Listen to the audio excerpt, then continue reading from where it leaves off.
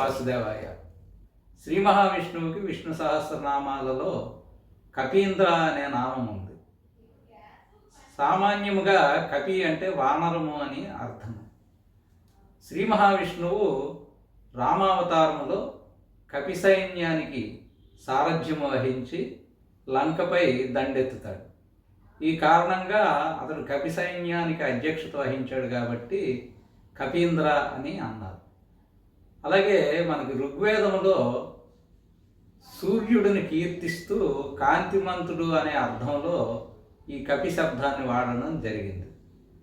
విష్ణు పురాణములో తమసా యథావృతం భూమి మధోదయే స్థితాం జలే నిపత్యే కపిరూపో ధారయామాస కేశవ అనే శ్లోకంలో అంధకారం ఆవరించిన మహాప్రళయ సమయంలో భూమి జలమయం కాకుండా జలములో మునిగిపోకుండా కపిరూపమైన వరాహ రూపములో పరమాత్మ భూమిని పైకెత్తి నిలిపాడు అని వివరిస్తుంది. ఈ కారణంగా పరమాత్మని కపీంద్ర అని అనడం జరిగింది. స్వస్తి.